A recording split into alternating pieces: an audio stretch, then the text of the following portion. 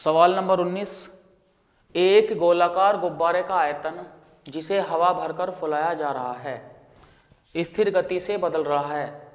यदि आरंभ में इस गुब्बारे की त्रिज्या 3 इकाई है और 3 सेकंड बाद 6 इकाई है, तो t सेकंड बाद उस गुब्बारे की त्रिज्या ज्ञात कीजिए। बहुत ही महत्वपूर्ण क्वेश्चन है और एग्जाम में इस टाइप के क्वेश्चन बहुत ज़्यादा आते हैं, ये ध्यान रखना। ऐसे वीडियो को लास्ट तक देखना, बहुत ही अच्छा समझ में आएगा। तो यहाँ देखो, इसमें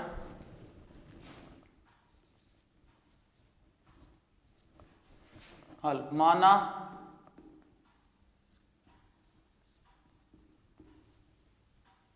किसी क्षण t पर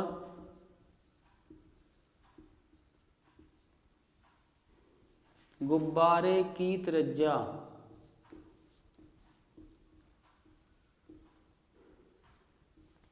r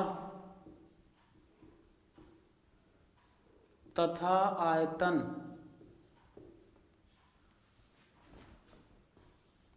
v है।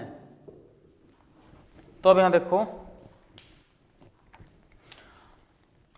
तो तब अब यहां जो गुब्बारा है वो गोलाकार है। अब जैसा कि हम जानते हैं, यदि गोले की त्रिज्या r हो तो गोले का जो आयतन होगा वो होगा 4/3 पाई r क्यूब। ठीक है, तो तब आयतन जो v बराबर 4/3 पाई r क्यूब बनेगा, ये ध्यान रखना। अब समय के सापेक्ष परिवर्तन है, तो t के सापेक्ष दोनों पक्षों का अवकलन करने पर,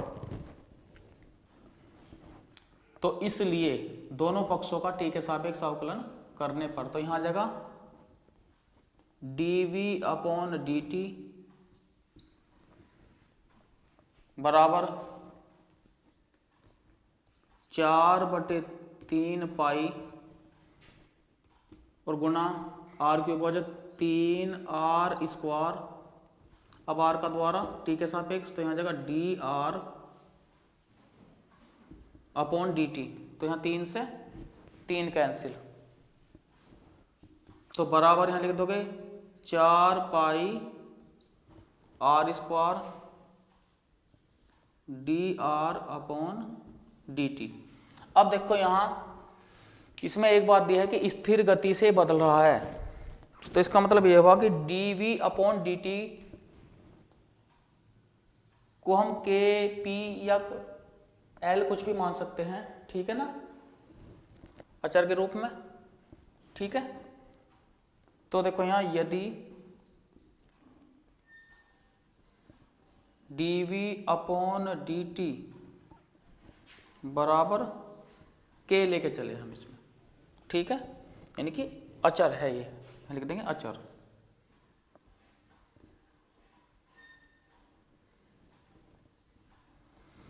इस तरह से, तो इसलिए तो जहां dv/dt है वहां लिख देंगे k, तो k बराबर 4 पाई r² dr/dt, इसकी इसमें गुणा दिखा देंगे,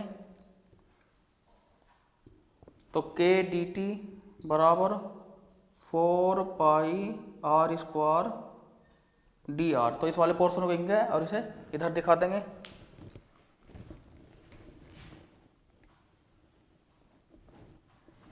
तो यहाँ लिख लेंगे 4 पाई r² dr बराबर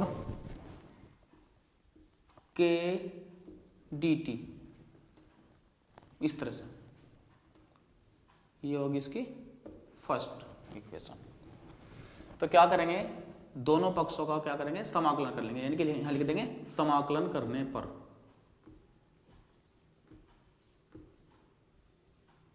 समाकलन करने पर, तो समाकलन का साइन, तो 4 पाई आर स्क्वायर डी आर, यहाँ भी समाकलन का साइन के डी टी। तो अब यहाँ देखो, तो 4 पाई, ये कांस्टेंट है, न्यू का न्यू रहने देंगे इसे। अब यहाँ देखो आर स्क्वायर क्या बन जाएगा, आर की घात 3/3 बराबर, जब हम k को कॉमन ले लेंगे तो यहाँ 1 बचेगा, तो 1 का t के सापेक्ष क्या हो जाएगा t और प्लस c, इस तरह लिख देंगे। तो अब यहाँ देखो ये होगी हमारी सेकंड इक्वेशन, ठीक है, ये ध्यान रखना है इसमें। अब देखो यहाँ जो पहली शर्त है इसमें, उसने कहा है कि यदि आरंभ में इस गुब्बारे की त्रिज्या कितनी है 3 इकाई, तो आरंभ का मतलब क्या है कि जब t 0 रहा होगा, यानी कि समय 0 होगा। आरंभ में t को हमेशा क्या मानते हैं 0, ठीक है ना, क्योंकि समय तो वहां आगे बढ़ा नहीं फिलहाल। तो पहली जो कंडीशन जो अपने दिमाग में रखोगे, चूंकि t बराबर 0 पर t बराबर 0 पर गुब्बारे की त्रिज्या कितनी है 3, r बराबर कितना है 3, तो 2 से, तो 2 में क्या करेंगे, t की जगह तो 0 रख देंगे और r की जगह 3 रख देंगे, तो इससे c का मान प्राप्त होगा।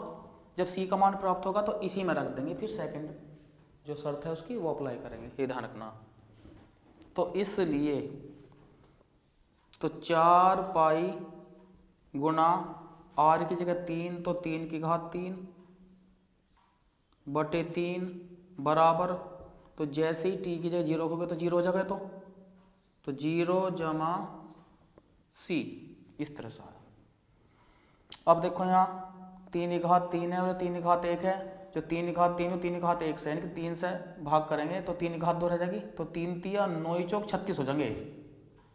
या ऐसे कर सकते हैं 3 की घात 3 को 3 तिया 9 तिया 27 को जब हम 3 से भाग करेंगे, 3 27, तो 9 आ गया, तो 9 चौक कितना आ गया 36, तो 36 पाई बराबर क्या आ गया c का मान आ गया, ठीक है, ये होगी थर्ड कंडीशन, ठीक है। तो हमें अब c का पता लगा कि c जो है वो 36 पाई, तो क्या करेंगे इसमें c की जगह हम 36 पाई रख लेंगे, ठीक है ना।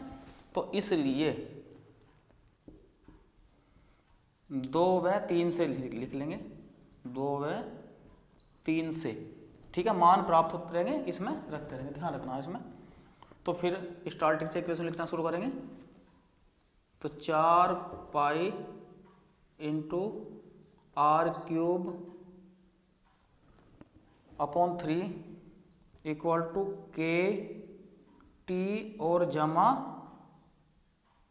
36 पाई, इस तरह से इक्वेशन आ गई। इसको नाम दे देंगे इक्वेशन नंबर 4। अब देखो यहां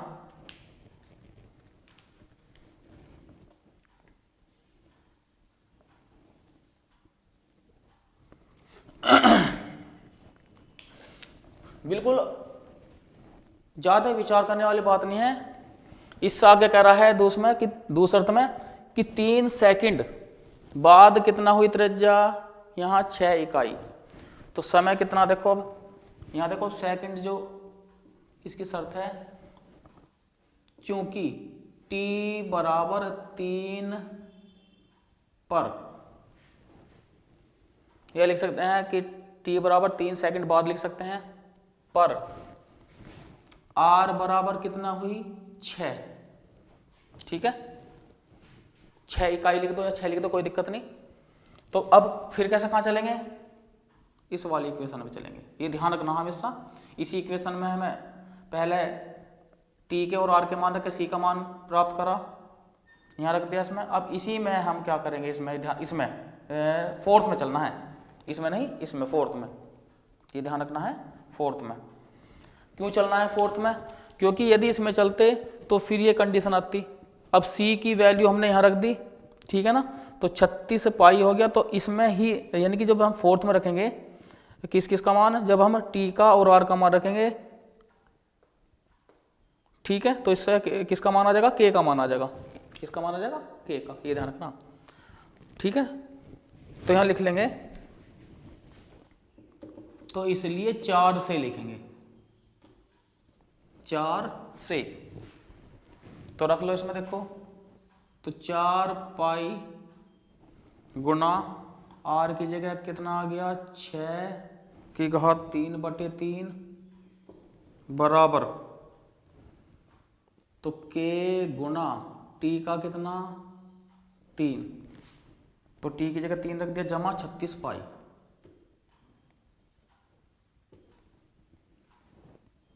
अब यहां देखो 4 पाई गुना, तो यहां देखो 6 घात 3 का मतलब है कि 6 को 3 बार, 6 गुना 6 गुना 6 और बटे 3, तो 3 दूनी 6, इस तरह से काट लिया बराबर। अब यहां देखो इसमें जो दोनों तरफ से जो कॉमन आ रहा है, यानी कि 3 कॉमन आ रहा है इसमें,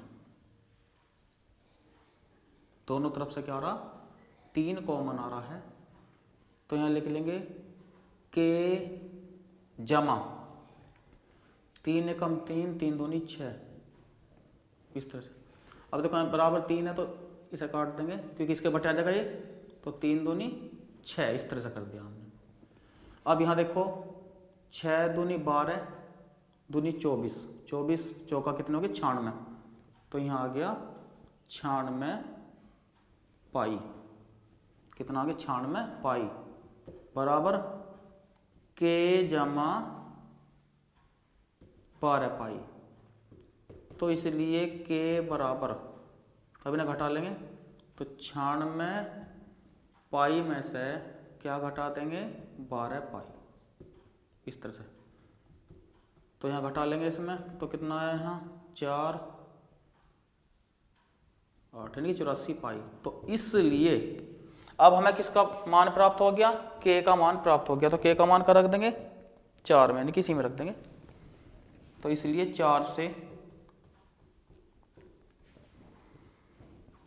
तो 4 पाई गुना r की घात 3/3,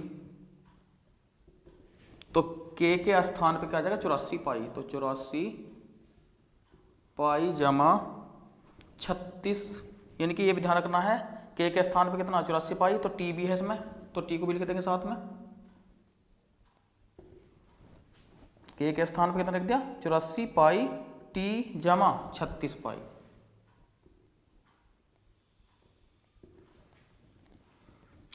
अब किसकी वैल्यू पूछ रहा है वो, r की वैल्यू, ठीक है।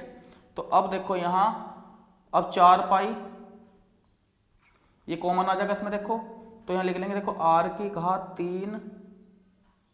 3/3, यहाँ 4 पाई लिख दो, तो बराबर देखो जैसे हम यहाँ दोनों तरफ से कितना, यहाँ पर जो कॉमन लेंगे 4 पाई कॉमन, क्योंकि 4 पाई से 4 पाई है वो कैंसिल हो जाएगा, या एक काम करो दोनों पक्षों को किससे, दोनों पक्षों को 4 पाई से भाग कर दो। तो जैसे ही 4 पाई से भाग करा तो 4 पाई हट गए यहाँ। अब जैसे ही इसे भाग करेंगे तो पाई से पाई कैंसिल हो गया, ठीक है। तो 4 दूनी 8 और 4 एकम 4, कितना यहाँ पर 21 आ गया, 21t जमा, ऐसे ये पाई से पाई कैंसिल हो जाएगा, और 4 9 36 यानी कि 9। अब इसकी इसमें गुणा कर देंगे, तो r की घात 3 बराबर 21 3 63 t और जमा कितना 27।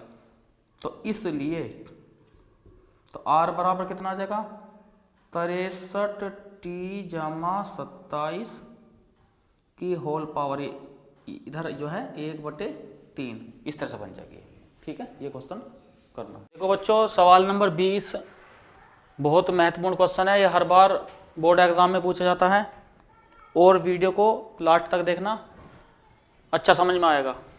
यहाँ देखो किसी बैंक में मूलधन की वृद्धि 8% वार्षिक की दर से होती है, यदि 100 रुपये 10 वर्षों में 2 गुने हो जाते हैं तो आर का मान ज्ञात कीजिए।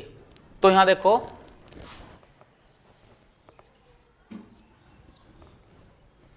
माना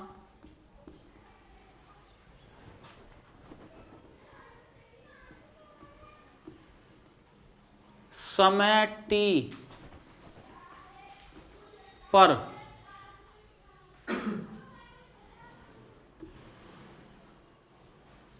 मूलधन p रुपये है,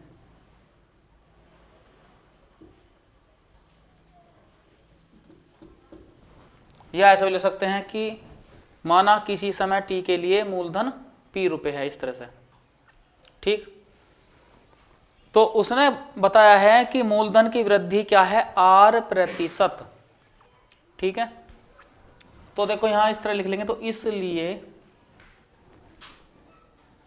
dp अपॉन किसके सापेक्ष, t के, यानी कि मूलधन वृद्धि किसके सापेक्ष, समय के सापेक्ष, इस तरह लिख लेंगे। फॉर्मूला देखो यहां R/100 और गुना p, ये फॉर्मूला है इसमें। ठीक है, यानी कि मूलधन गुना दर बटे 100।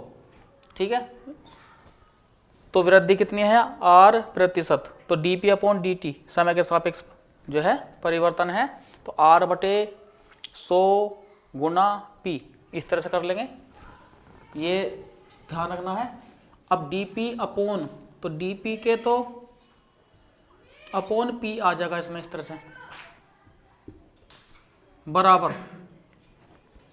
अब देखो यहां ये जो कंडीशन आती है, तो यहां लिख लेंगे R/100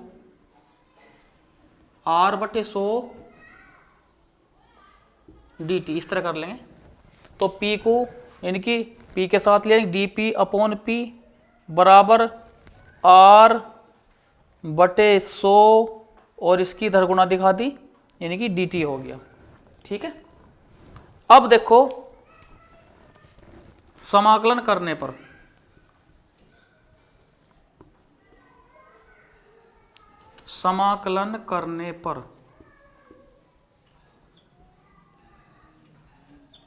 तो जैसे समाकलन का साइन लगाओगे तो इसे क्या लिख लेंगे, dp अपॉन p को 1/p और dp, इस तरह लिख लेंगे इसे, बराबर समाकलन का साइन R/100 dt, इस तरह से। अब देखो 1/p का p के सापेक्ष जब हम क्या करेंगे, इसका समाकलन करेंगे, तो यहां आ जाएगा log बेस e और p बराबर R/100, तो कॉमन में आ गया। अब यहां क्या बचा इसके साथ 1, तो 1 का क्या बनेगा t, क्योंकि t के रेस्पेक्ट में कर रहे हैं सर, और प्लस यहां लिख देंगे c। तो ये इक्वेशन हमारी बनी थी फर्स्ट, और इसे इक्वेशन लेकर चलेंगे सेकंड। अब देखो, अब यहां फोकस करना है क्या है कि यदि 100 रुपये 10 वर्षों में 2 गुने हो जाते हैं, ठीक है, तो 100 रुपये कितने वर्षों में 2 गुने हैं, 10 वर्षों में। ठीक है ना, तो प्रारंभ में यहां जो दिया है वो मूलधन कितना है p, तो प्रारंभ की राशि निकाल लेंगे पहले। ठीक है ना, कितनी, प्रारंभ की राशि। ठीक है, तो यहां देखो जब t बराबर यानी कि 0 होगा, ठीक है, प्रारंभ का मतलब यानी कि इसका मतलब प्रारंभिक स्थिति कैसी होगी, तो तब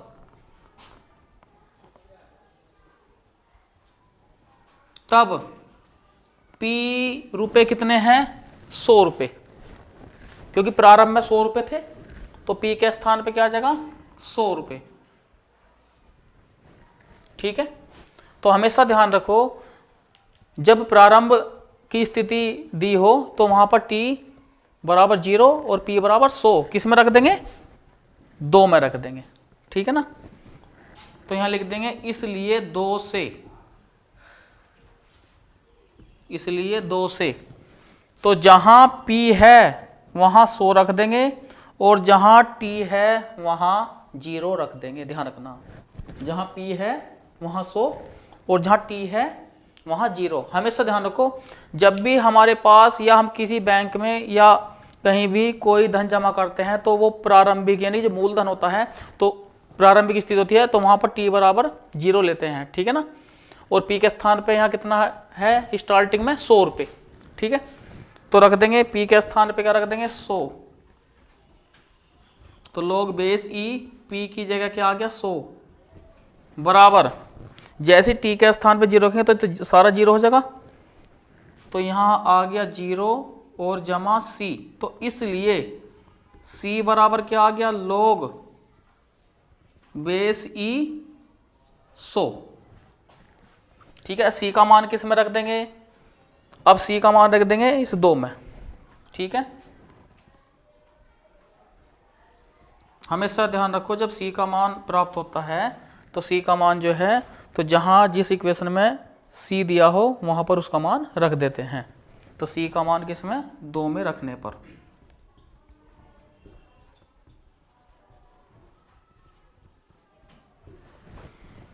तो यहां आ गया देखो log बेस E ये P बराबर इसे लिख लेंगे R/100, R/100 इंटू T और जमा C के स्थान पे log बेस E 100। अब log वाले की तरफ ले आओगे तो यहाँ आ जाएगा log base E P minus का log बेस E 100 बराबर R/100 और गुना T। अब देखो यहाँ ये जो फॉर्मूला बन रहा है log M minus log N बराबर जब हम लेके चलते हैं तो log M/N के है हमारा फॉर्मूला। तो हम इसे ऐसे लिख लेंगे, देखो तो log लिख के, कभी कभी यहाँ पर बेस ना भी लगे कोई दिक्कत नहीं इसमें, लेकिन लिख देना चाहिए वो अच्छा माना जा। तो log बेस E और P/100 बराबर R/100 गुना T। तो ये इक्वेशन कौन सी बन गई हमारी 3rd। तो हमेशा ध्यान रखो जब C की वैल्यू 2 में रख देंगे तो वहां पर फ्रेश जो है वो इक्वेशन बनी 3rd। अब देखो इसकी जो दूसरी शर्त है, दूसरी शर्त में कह रहा है कि 10 वर्षों में कितने हो जाते हैं 2 गुने, 10 वर्षों में कितने 2 गुने। तो T का मान कितना लेके चलेंगे 10 और 100 के 2 गुना कितने हो गए 200, ठीक है ना। तो अब यहां देखो इसे ऐसे लिख लेंगे,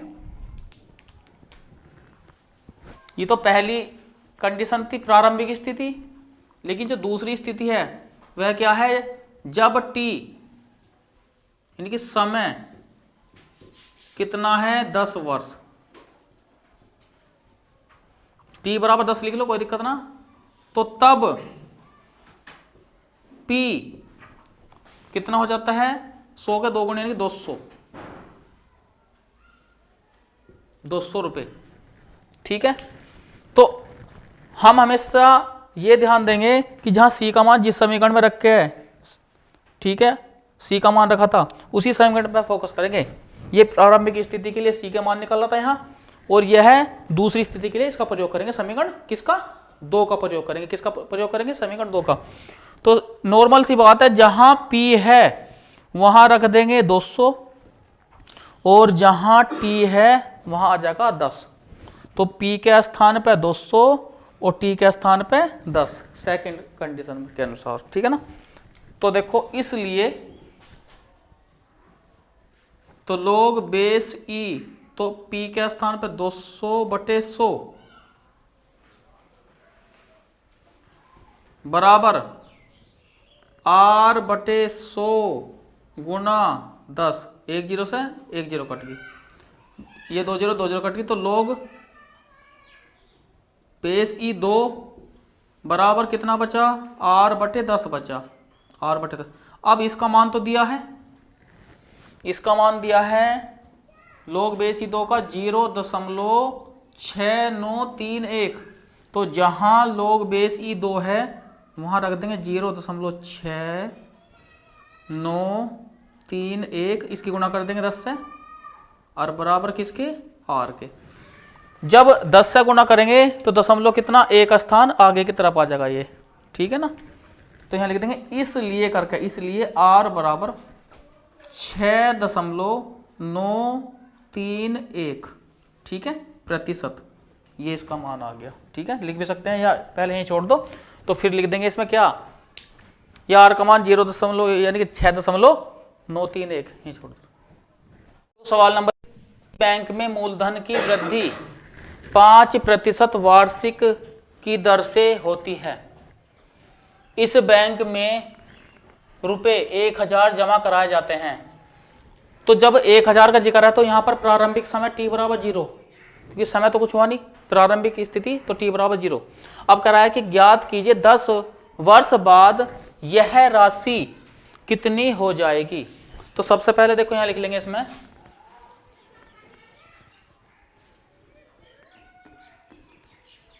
माना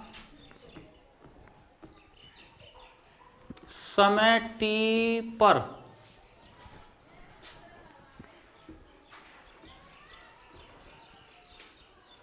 मूलधन p रुपये है।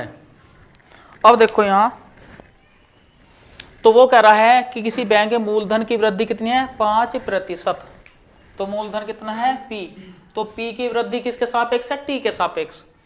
तो dp अपॉन dt बराबर, dp अपॉन dt लिख दिया यहां। तो कितना, दर के स्थान पे लगेंगे 5, ठीक है। तो यहां देखो मूलधन p और गुणा दर 5 और बटे 100, यानी कि ये वृद्धि बनी इसमें, क्योंकि वृद्धि का जो फॉर्मूला है वो मूलधन गुणा दर और बटे यहाँ 100, ठीक है। वृद्धि किसके सापेक्ष दिखा रहे हैं, p की t के सापेक्ष, ठीक। तो अब देखो यहाँ क्या करेंगे, p को यानी कि dp अपॉन यहाँ लिख देंगे इसके बटे में p, ऐसे बराबर 5/100 और यहाँ ले लिया हमने dt। तो इसे काट लेंगे, 5 एकम 5 और 5 दूनी 10। तो 1/20 dt। तो समाकलन करने पर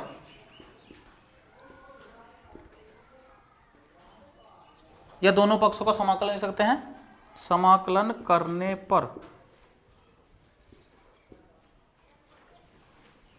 तो समाकलन का साइन तो 1/p dp, इसे ऐसे लिख देंगे बराबर समाकलन 1/20 और यहाँ dt।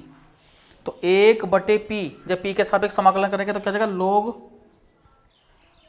बेस e और p बराबर यहाँ 1/20 t के सापेक्ष है t और जमा यहाँ देखो यहाँ लिख लेंगे इसमें c, इस तरह लिख देंगे। अब देखो आगे इससे, तो मैंने बताया था तुम्हें कि यहाँ आधार है, बराबर के बाद है घातांक और ये इसका मान। तो आधार को लिख लेंगे, तो यहाँ देखो इसे ऐसे कर लेंगे इस तरह से। तो p बराबर यानी कि या ऐसे लिख लेंगे e, आधार हो गया इसमें बेस और बराबर के बाद का है क्या, घातांक, यानी कि 1/20 t और जमा c बराबर किसके, p, ऐसे। क्योंकि जब परिवर्तन के तौर पे लिखते हैं, देखो यहाँ log आधार, यहाँ मान घातांक। तो आधार बराबर के बाद का जो है वो घातांक है और बराबर मान, इस तरह से लिखा मैंने, यानी कि इसका जो परिवर्तन है ऐसे ले लिया मैंने। अब देखो तो इसे लिख सकते हैं ई की पावर 1/20 या t/20 लिख दो, इसी गुणा से t/20। अब देखो यहाँ जब जमा का निशान है तो थोड़ा सा ध्यान दो, ई की पावर यहाँ c, क्योंकि हमें पता है कि जब आधार बराबर हो तो घात जुड़ जा, ठीक है। तो यहाँ घात जुड़ी है तो इसे हम ऐसे भी लिख सकते हैं, ऐसे भी लिख सकते हैं, और बराबर किसके, p के। अब यहाँ ध्यान दो, देखो e की पावर c, मैंने बताया था कि c के साथ कोई गुणांक हो या c खुद पावर में हो तो वहां पर क्या लिखते हैं, c लिखते हैं, ठीक है ना। तो यहाँ लिख लेंगे e की पावर t/20 इंटू इसके स्थान पे क्या जाएगा c बराबर क्या p। तो यहाँ लिख लेंगे जहां e की पावर c बराबर क्या c के। हम ऐसे भी कर सकते हैं कि जहां c मानना है, ऐसे हम यहाँ c डैश भी लिख सकते हैं, c1 भी लिख सकते हैं, और फिर यहाँ e की पावर c1 बराबर c, इस तरह भी कर सकते हैं, ऐसे भी कर लो, कोई दिक्कत नहीं इसमें, ठीक। तो अब देखो ये तो इक्वेशन बनी थी यहाँ फर्स्ट, और ये होगी इक्वेशन सेकंड। अब हमें किसका मान चाहिए, हमें पहले चाहिए c का मान, और c का मान देखो आपका पहली शर्त से, c का मान जैसे हम निकाल लेंगे तो c का मान इसी में रख के हमारी जो है इक्वेशन क्या बन जाएगी, थर्ड बन जाएगी। अब c के मान के लिए क्या करेंगे, देखो पहली शर्त में क्या कही है उसने, पहली शर्त में कही कि इस बैंक में 1000 रुपये यानी कि रुपये 1000 जमा कराए जाते हैं। तो कब जमा होते हैं, जब समय t 0 था, यानी कि कोई समय नहीं चला था। तो पहली जो शर्त थी यानी कि t बराबर 0 पर, क्योंकि जब जमा करने गया तो कोई समय हुआ ही नहीं था उस टाइम पे।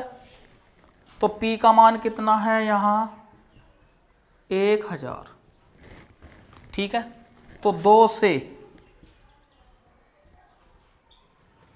तो जहाँ t है वहाँ आ जाएगा 0, और जहाँ p है वहाँ 1000। तो e की पावर तो 0/20 इंटू c बराबर p। तो अब e की पावर 0 इंटू c बराबर किसके, p के। तो हमें पता है कि जब किसी राशि की पावर क्या है 0 है तो उसका मान क्या होता है, 1 होता है।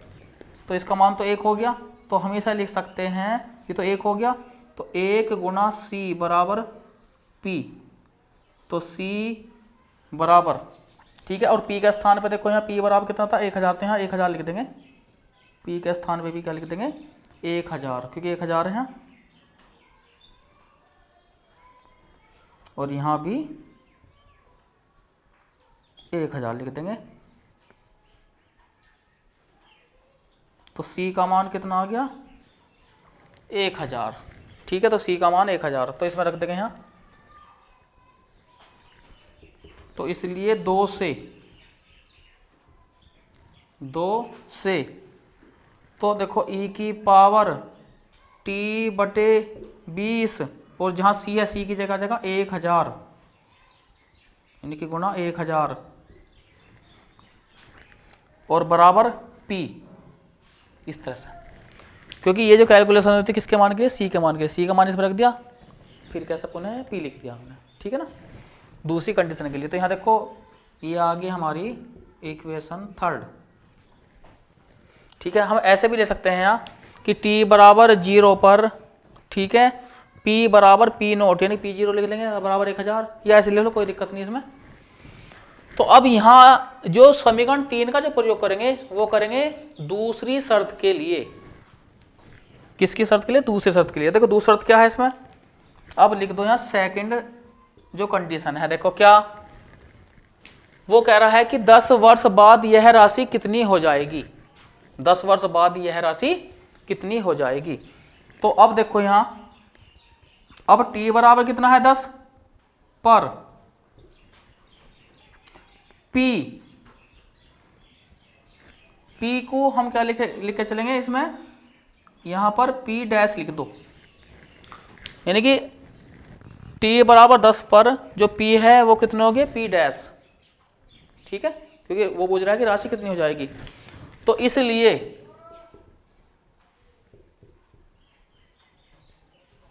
तीन से, तो e की पावर जहां t है t के स्थान पे क्या है 10, तो 10/20 गुणा 1000, और पी की जगह आ गया पी डैश, तो 1 0 से 1 0 कट गई, जब 1/2 का मतलब है 0.5 और गुणा 1000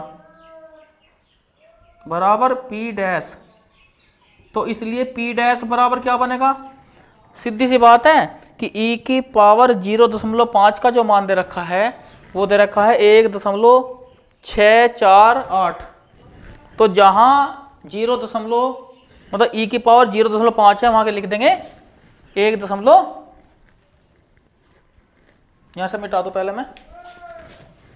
तो जहां e की पावर 0.5 है क्या लिख देंगे उसके स्थान पे 1.648। तो यहां जगह 1.648 गुणा 1000 बराबर पी डैश। तो जैसे इसकी गुणा करेंगे तो क्या आ जाएगा 1648 बराबर किसके पी के, क्योंकि दशमलव यहाँ 3 स्थान बाद आ जाएगा तो 1648। तो इसलिए जो राशि है राशि रुपए बराबर कितने 1648 होंगे। देखो सवाल नंबर, किसी जीवाणु समूह में जीवाणुओं की संख्या 1 लाख है, 2 घंटों में इनकी संख्या में 10% की वृद्धि होती है, कितने घंटों में जीवाणुओं की संख्या 2 लाख हो जाएगी यदि जीवाणुओं की के वृद्धि की जो दर है उनके उपस्थित संख्या के समानुपाती है। तो यहां देखो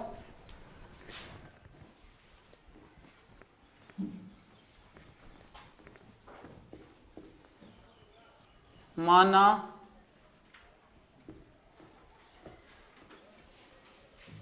किसी क्षण लिख लो या समय t पर, माना समय t पर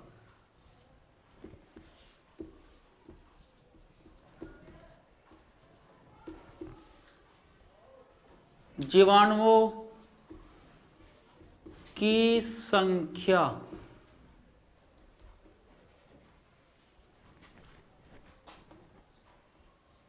y है। तो देखो शर्त के अनुसार क्या है, शर्त के अनुसार जो दिया है इसमें लास्ट में, यदि जीवाणुओं के वृद्धि की दर उनके उपस्थित संख्या के समानुपाती, तो जीवाणुओं की वृद्धि की दर किसके सापेक्ष टी के सापेक्ष, अर्थात dy/dt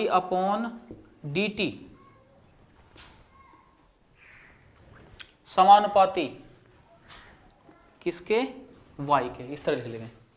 ठीक है, तो यहां इसे लिख लेंगे, देखो dy/dt बराबर के नियतांक यानी कि बराबर ky, इस तरह लिख लेंगे।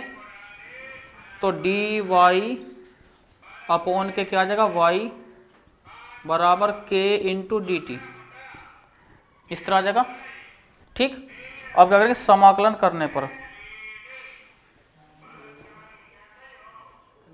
समाकलन करने पर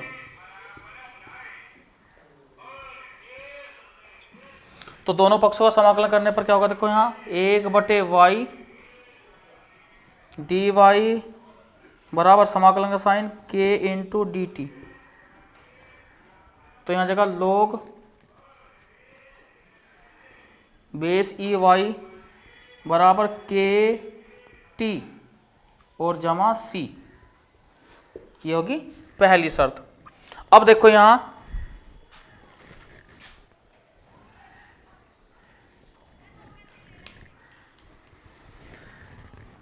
अब इसने दिया है कि जो प्रारंभिक जो जीवाणुओं की संख्या है वो कितनी है 1 लाख, जो प्रारंभिक संख्या है वो 1 लाख है। लेकिन यहां पर पहले हम y के अनुसार y के अकॉर्डिंग रखेंगे, बाद में मान रख लेंगे इसका। तो पहली शर्त है t बराबर 0 पर जो जीवाणुओं की संख्या है y, उसे मान के चलेंगे y0, y बराबर y0 y0। पहले ये ध्यान रखना है, इसमें डायरेक्ट मान नहीं रखना है इसका, ऐसा करना है। ठीक है, तो इसलिए 1 से तो जहां t है वहां 0 आ जाएगा, जहां y है वहां y0 आ जाएगा। तो इसलिए log बेस e y0 बराबर यहाँ के की जब 0 में गुणा करेंगे तो 0 जमा सी, तो सी बराबर आ गया log base E Y naught. C का मान किस में रख देंगे, जैसे हमने पहले मान रखते आ रहे थे, सी का मान किस में रख देंगे, 1 में रख देंगे। किसका, 1 में। तो 1 से तो यहाँ जगह log बेस ई वाई बराबर के टी, और सी के स्थान पे रख देंगे log base E Y naught. इन्हें इधर ले आओगे तो log बेस ई y minus log base E Y naught या वाई जीरो बोल दो इंटू के टी। तो क्या आ जाएगा यहाँ log बेस ई वाई बटे वाई जीरो बराबर किसके, के टी। ये कौन सी इक्वेशन होगी हमारी, थर्ड इक्वेशन होगी। कौन सी होगी, थर्ड। अब देखो इससे आगे, लेकिन इसने कही है कि 2 घंटों में इनकी संख्या में कितनी वृद्धि बता रहा वो, 10% की। कितनी, 10% की। तो देखो यहां, तो पहले ऐसे क्लियर कर लेंगे 10% की क्या होती है, वृद्धि होती है। कितनी, 10% की वृद्धि, ठीक है ना। तो यहां देखो सेकंड जो शर्त है, यानी दूसरी जो शर्त बनती है वो क्या है, y बराबर, तो y0 जमा y का कितना % बढ़ा, भाई प्रारंभिक जीवाणु की संख्या और प्लस वृद्धि, कुल वृद्धि हुई ना। तो y नोट जमा y नोट गुना कितने % की वृद्धि, 10 की, 10/100, 1 0 से 1 0 कट गई, तो इसकी इसमें गुणा करेंगे तो 10y0 और जमा 1 यानी कि 11y0 और बटे कितना आ गया, 10। ठीक है, ये समय कितना है, समय है 2 घंटे, समय कितना है 2 घंटे, ठीक है ना। तो y की बात आ गई इसमें, ठीक है, और t बराबर है यहाँ 2 घंटे, यानी कि 2 घंटे लिख लेंगे ऐसे, ठीक है। तो जहाँ y है, y के स्थान पे तो 11y0 बटे 10 आ जाएगा, और जहाँ समय t है वहाँ t के स्थान पे 2 लिख देंगे, कहाँ, 3 में। तो यहाँ लिख देंगे 3 से, तो 3 से तो log बेस e, तो y के स्थान पे जहां ऊपर y है, y के स्थान पर जगह 11y नोट और बटे कितना 10, और बटे क्या है y नोट यानी y0। ये क्लियर हो गया, बराबर k गुना t के स्थान पे कितना आ गया 2, तो y0 से y0, ठीक। तो इसलिए बॉल को k बराबर कितना आ गया, इस 2 को इधर ले आओगे तो 1/2 log बेस e कितना 11/10, किसका पता लग गया हमें, k का पता लग गया। किसका पता लग गया, k का। तो k का मान कहाँ रख देंगे हम, इसमें रख देंगे 3 में, ठीक है। k का मान कहाँ रख देंगे 3 में, ठीक है ना। तो 3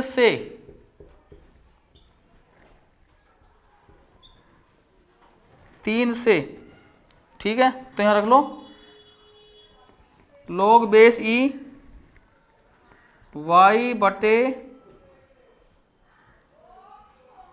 y नोट बराबर k के स्थान पे 1/2 log बेस e 11/10। अब इसका हम मान रख सकते हैं यहाँ पर, जहाँ y है y के स्थान पे 1 लाख रख देंगे, और जहाँ वो y के स्थान पे क्या रख देंगे, y तो दूसरा मान था ना, ये 2 लाख रख देंगे, और y नोट के स्थान पे 1 लाख। पहले नोट कर लगता किसे, तो यहाँ देखो 1/2 log बेस ही 11/10, और यहाँ t इस तरह कर देंगे।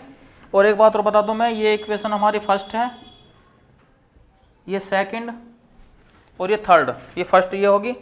हमेशा ध्यान रखो, हमें जब ऐसी कंडीशन सोल्व करनी हो तो यहाँ y बराबर y के स्थान पर y0, तो y0 का मतलब है कि जीवाणुओं की संख्या प्रारंभिक समय पर, यानी कि प्रारंभिक स्थिति, यानी प्रारंभ में जीवाणुओं की संख्या। तो y नोट कितना है, 1 लाख। तो जहाँ y 0 है वहाँ 1 लाख आ जाएगा, और जहाँ इसमें y की कंडीशन है यानी कि वृद्धि होकर वहाँ 2 लाख। ठीक है, तो इसमें रख देंगे यहाँ। तो इसलिए log बेस ई, तो y के स्थान पे 2 लाख और बटे y नोट के स्थान पे 1 लाख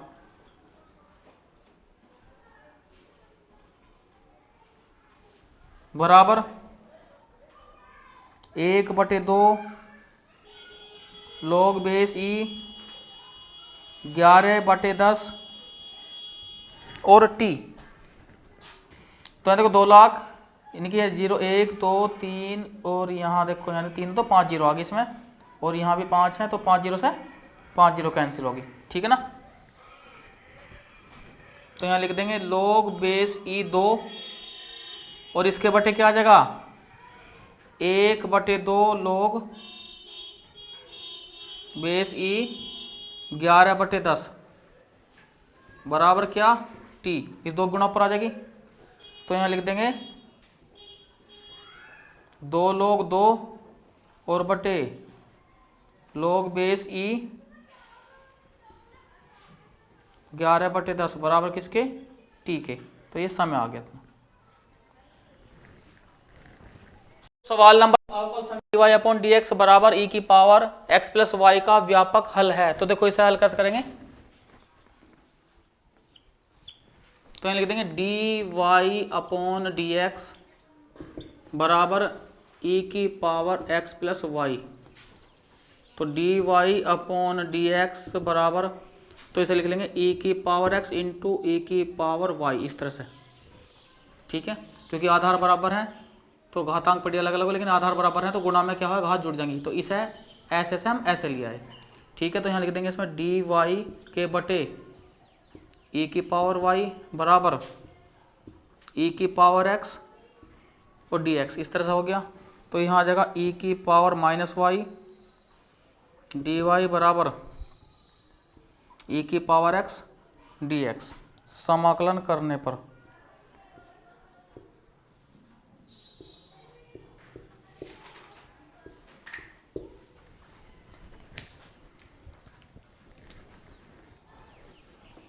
तो समाकलन का साइन, तो e की power minus y d y बराबर समाकलन e की पावर x dx। तो देखो यहाँ e की पावर माइनस वाई फिर y के सापेक्ष में, तो यहाँ क्या आ जाएगा -1 बराबर e की पावर x और जमा यहाँ क्या आ गया c, इस तरह से। ठीक, तो यहाँ आ गया माइनस e की पावर माइनस वाई बराबर e की पावर x और प्लस c, इस तरह ले लिया हमने। तो अब देखो यहाँ इसे इधर ले जाओगे तो e की पावर x प्लस हो गया e की पावर माइनस वाई और बराबर के -c। तो -c के स्थान में मैंने बताया था कि इसके साथ गुणांक हो बटे में हो कुछ भी हो, लेकिन लेके चलना पड़ेगा c। तो e की पावर x प्लस e की पावर y बराबर क्या c, जहाँ -c के स्थान पे क्या ले लिया हमने c। ये ध्यान रखना है इसमें। तो कौन सा ठीक है इसमें ये देखना है। तो e की पावर x और प्लस e की पावर माइनस वाई और बराबर c। तो यहाँ ए ऑप्शन जो है इसका वो सही है।